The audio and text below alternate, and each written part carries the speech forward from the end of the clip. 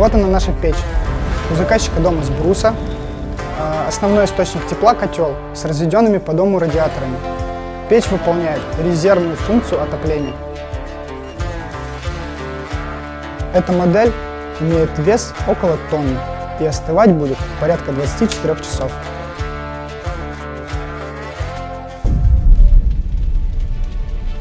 Здравствуйте! Вы снова на канале Каминов и печей Community. Меня зовут Руслан. Лето близится к концу, впереди отопительный сезон. Поэтому сегодня мы приехали на наш объект, где год назад была установлена теплоемкая печь. Пойдемте в дом, посмотрим на нее.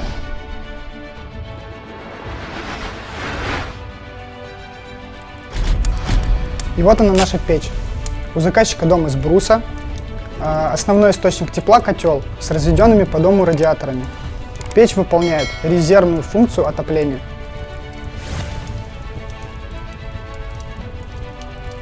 Наша печь выполнена из камня талькохлорид. Она быстро впитывает тепло, а потом длительный период времени его отдает. Эта модель имеет вес около тонны и остывать будет порядка 24 часов.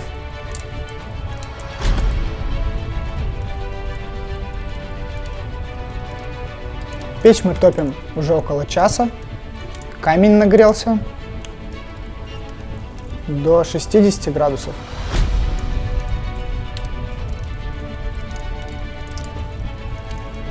Талькохлорид очень приятный на ощупь. Он нагревается до 60-70 градусов. Если у вас в доме есть дети, вы можете не переживать, что играя, они могут обжечься о корпус печи.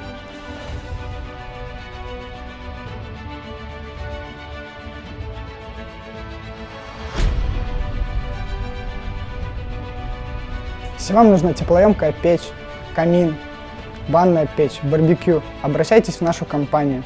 У нас 4 салона в Санкт-Петербурге, группа ВКонтакте, страница в Инстаграм. Мы бесплатно делаем 3D-визуализацию проекта, даем гарантию на работу 3 года, фиксируем все этапы монтажа на фото. Приходите к нам в гости, пишите в мессенджер, ответим на интересующие вас вопросы. Комментируйте, ставьте лайки, впереди много интересных объектов. Всего доброго!